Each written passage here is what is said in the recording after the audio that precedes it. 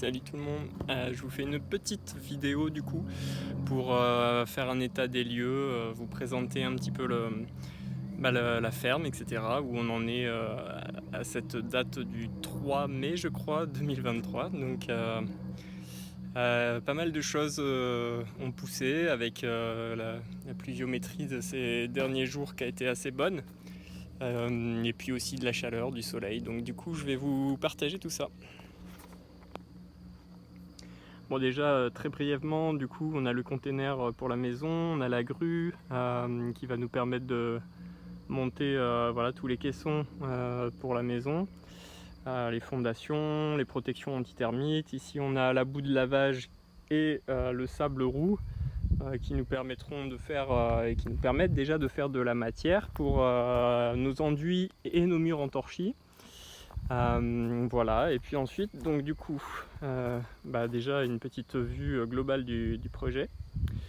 À l'heure actuelle, bon, l'idée dans tous les cas, c'est pas forcément de cultiver énormément sur la partie agricole ces prochains temps. L'idée c'est de faire ce qu'on appelle des engrais verts, donc cultiver des choses de manière spontanée ou non, mais en tout cas qui vont couvrir le sol, l'enrichir, etc. Donc du coup, c'est ce qu'on voit sur les terrasses, hein, c'est des choses qui ont été semées l'année dernière ou des graines qui étaient déjà dans le sol, qu'on laisse repousser et qui permettent du coup de rendre le sol plus vivant, avec plus de diversité, etc. La meublir, tout ça, tout ça. Donc il y a beaucoup de graines qui ont été ressemées de ce qu'on a semé l'année dernière. On l'a laissé monter en graines à la fin de son cycle annuel. Ça s'est ressemé et du coup ça repousse maintenant. Ici, donc on a une zone qu'on doit travailler. Donc on a la cuve ici. L'idée ça va être d'irriguer par gravité avec du goutte à goutte les zones de culture qui sont ici. Donc c'est plus grand que ça, hein, ça va jusqu'au bout là-bas. Là j'avais que ça de bâches, puis c'est pas des bâches terribles parce qu'elles laissent pas passer l'eau, tout ça, mais bon. L'idée c'était de couvrir un temps pour limiter la pousse de la végétation, pour me faciliter le travail la prochaine fois quand je vais préparer le sol dans une semaine.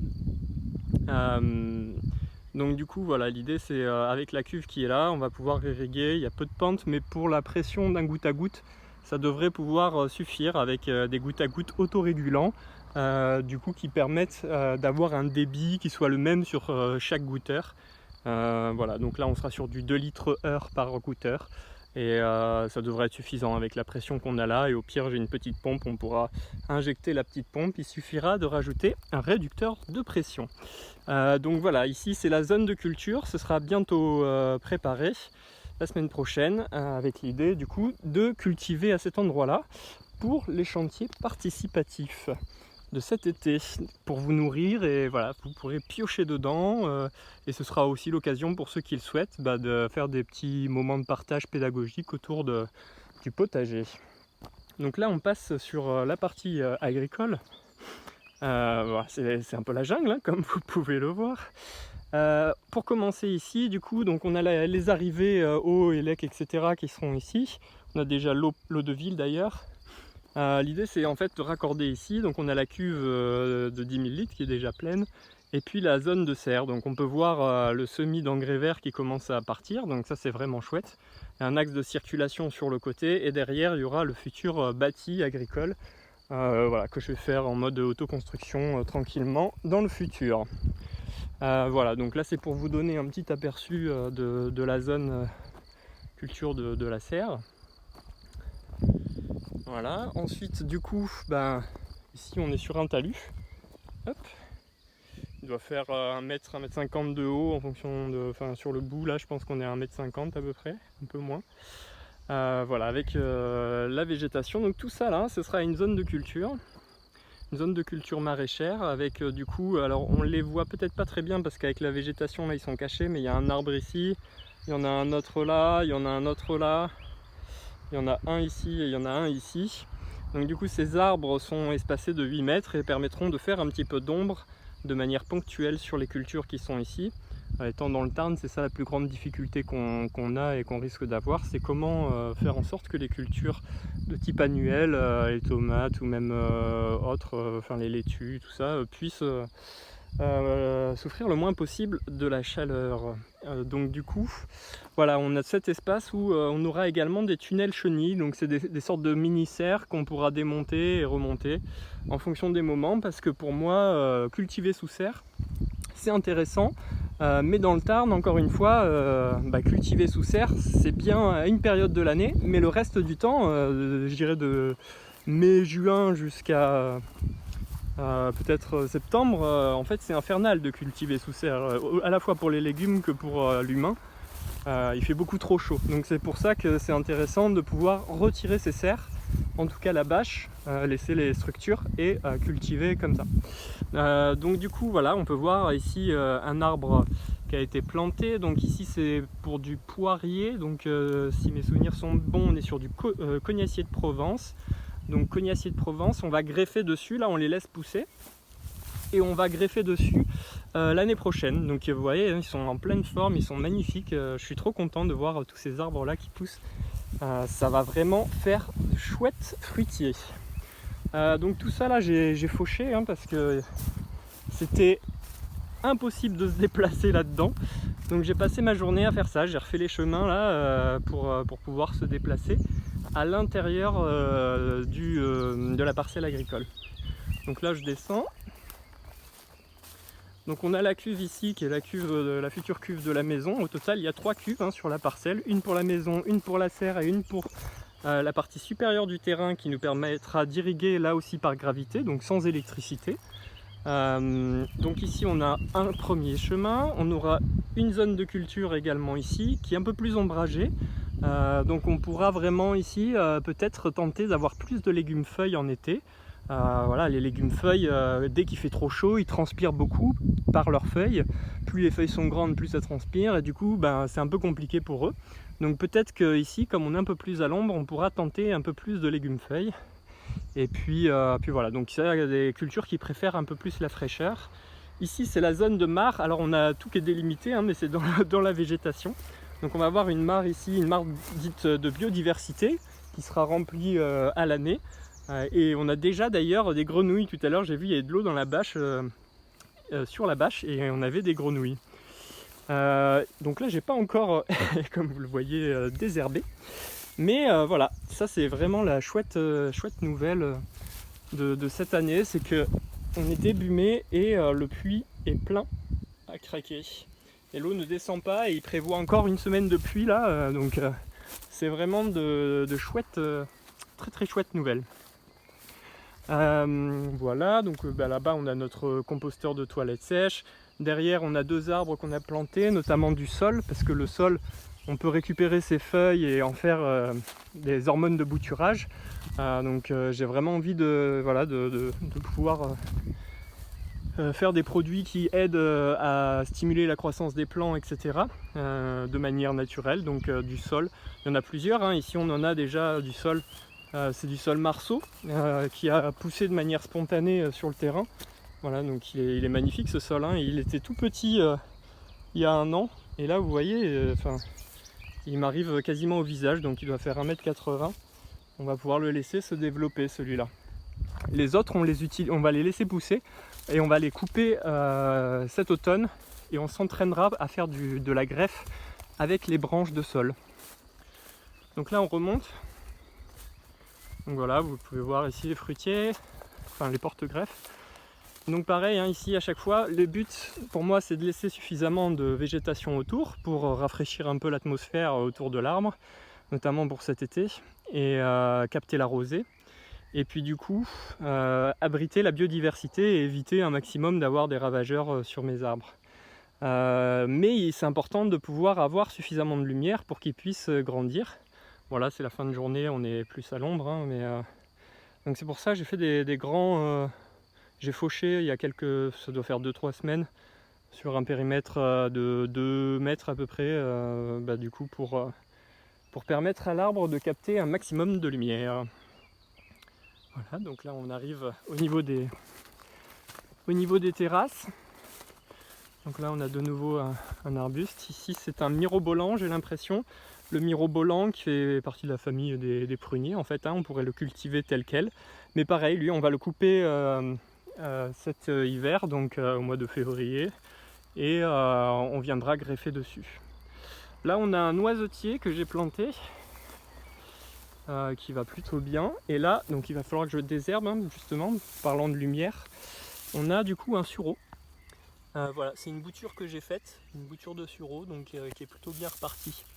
Mais là il manque vraiment de lumière, donc je vais devoir désherber autour un petit peu pour qu'ils puissent voir ce qui se passe. Hop, donc voilà, toujours les allées. Donc là on retourne voilà, par ici sur la serre et le futur bâti à côté. Est-ce que je prends cette allée? Allez, je prends l'allée là, et puis après je retourne par le côté. Alors, il y a plein de choses que j'ai semées l'année dernière et qui arrivent là, et je suis trop content, quoi. Ça fait tellement plaisir de voir cette diversité de fleurs. Enfin, c'est juste magnifique. Vous allez voir, hein, je vais vous en montrer d'autres jusqu'à la fin de la vidéo. Il y a la facélie qui est juste là, par exemple, qui a tenu en fait à travers l'hiver. Regardez le petit papillon et tout, pile au bon moment. Donc la facélie qui a tenu à travers l'hiver et qui se met à fleurir maintenant. La facélie c'est super, hein, c'est un super engrais vert parce que ça vient ameublir le sol avec ses racines qui sont vraiment top pour ça. Elles se propagent bien, etc. Donc ça rend le sol beaucoup plus poreux, si je puis dire. Donc au moment où on l'enlève, on la fauche, les racines se décomposent. Et du coup c'est juste super pour permettre à l'air, l'eau de s'engouffrer dans le sol et stimuler la vie du sol. Donc là par exemple on a un Paulownia. Le Paulownia c'est super, hein, c'est un des arbres qui capte le plus de carbone et ça a une croissance de fou. Les feuilles du Paulownia elles peuvent facilement être beaucoup plus grandes qu'une main, hein. Donc là il est tout jeune encore et il a été planté cet hiver. Mais en tout cas c'est quelque chose qu'on peut tailler facilement et il repart et il repart et il repart. Donc regardez, hop. Ça permettra de faire ce qu'on appelle des amendements, hein, finalement sur les parcelles agricoles. Donc des amendements, c'est nourrir le sol, nourrir les organismes qui y habitent, et puis du coup qui à leur tour de par leur déjection, de par leur décomposition, viendront nourrir les plantes. Regardez-moi ça, mais c'est incroyable, quoi. Cette beauté. Alors je me suis engagé là-dedans, là, mais ça c'est des endroits que j'ai pas pu encore travailler. Ici, là, on a petite aubépine monogyne. L'aubépine, elle a l'avantage de pouvoir faire le lien au niveau des champignons entre des arbres de haies de type chêne, etc. et des cultures annuelles, potagères, etc. de par les racines et les réseaux de champignons. C'est un peu comme un connecteur universel, je dirais. Et donc l'aubépine permettra comme ça de faire circuler des nutriments, de l'eau, etc. entre notre chêne somptueux qui est là, qui va puiser très profond, qui via les réseaux de champignons va diffuser un petit peu tout ça, en tout cas dans la théorie, et ensuite l'aubépine pourra s'y connecter et le transmettre aux cultures avoisinantes. Donc ça c'est la théorie, hein. Il faut bien évidemment limiter le travail du sol pour faciliter l'installation des champignons. Regardez ça. Donc tout ça, ça a été semé l'année dernière. On n'avait pas pu le voir. Il y en avait quelques-uns. Enfin ça, je pense, on dirait un peu comme du calendula, des soucis. Il y en a quelques-uns qui avaient poussé, mais là, c'est vraiment cette année, on voit tout ce qui n'avait pas eu le temps de pousser l'année dernière. Ça commence à repousser maintenant, quoi. Voilà. Alors là, on a encore des arbustes qu'on avait plantés cet hiver. Si on a un arbre au faisan avec de la facélie derrière. Une autre aubépine, pareil, sur le côté de la parcelle pour pouvoir communiquer d'une parcelle à l'autre, d'un terrassement à l'autre. Voilà, puis là, regardez-moi ça, là. Il y a du soleil au jardin, quoi. Tellement c'est jaune. C'est magnifique.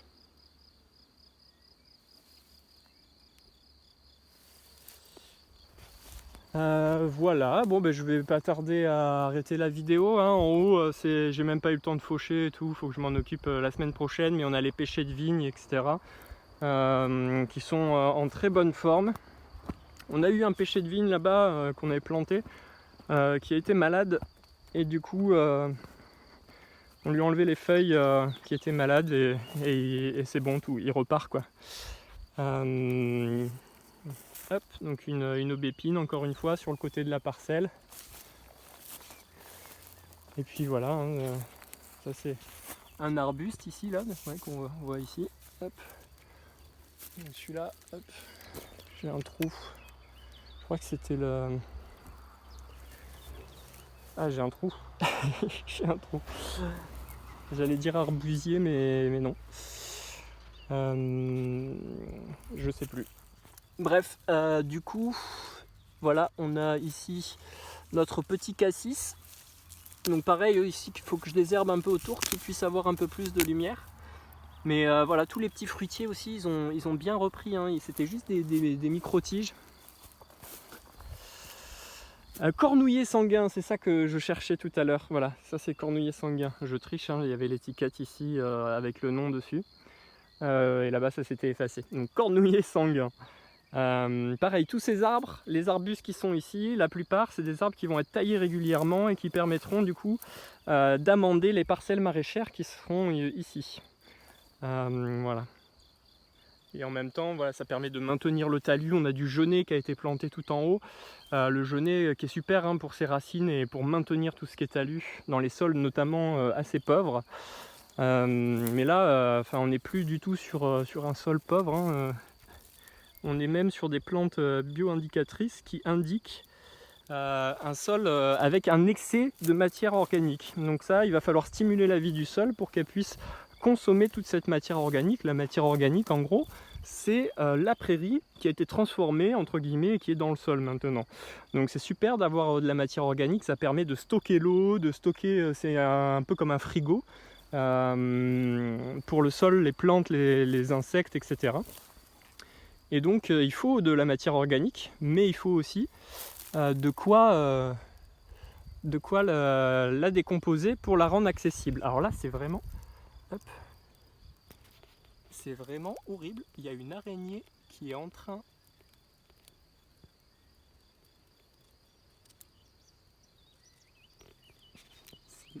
C'est vraiment super glauque. J'essaie de recadrer dessus. Bon bah désolé, hein, pour l'apport là.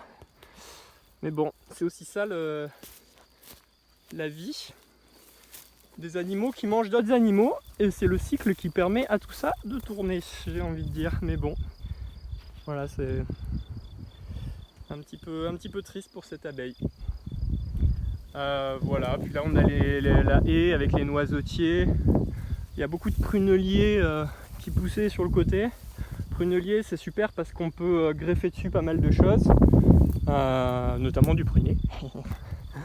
Mais par contre, voilà, c'est un peu envahissant en bordure de parcelles sur les chemins. Donc bravo à Solène qui s'est motivée pour en enlever une très très grosse partie. Et le noisetier là, ils sont beaux, hein. Ils ont un peu souffert de la sécheresse l'année dernière, mais là ils sont bien repartis, ils sont bien verts. Voilà, bon bah écoutez, je vais vous laisser là-dessus. J'espère que ce petit tour de jardin vous aura plu. Donc encore une fois, hein, l'idée pour cette saison été là, ça va être le potager pour les chantiers participatifs. Et puis suivre la culture d'engrais verts dans la serre. Et puis faucher ici pour s'assurer que les plantes aient assez de lumière pour pousser, sur tous les arbres, et puis arroser environ 10 litres par arbre toutes les 2 semaines pour permettre l'enracinement pendant les périodes de sécheresse. Voilà, mais sinon le focus ça va être la maison, et puis une fois que la maison sera bien avancée, on pourra mettre en place tout ce qu'il faut pour que du coup derrière la première saison de maraîchage avec commercialisation puisse arriver pour début 2024, donc dans un peu plus de 6-9 mois quoi. Voilà. Allez, bonne continuation, bonne journée à tout le monde. J'espère que ce petit tour rapide vous aura plu. Rapide, ça fait 19 minutes. Et puis n'hésitez pas à nous contacter pour les chantiers participatifs de cet été. Nous on accueille tout le monde, hein, connaissance ou non. L'idée c'est vraiment de passer un bon moment tous ensemble et de célébrer ce projet avec les gens qui ont envie de découvrir tout ce genre de savoir-faire, et puis passer des bons moments, faire des trucs cool. Et voilà, donc n'hésitez pas, le principal c'est de se motiver pour faire des trucs cool tous ensemble. Allez, allez!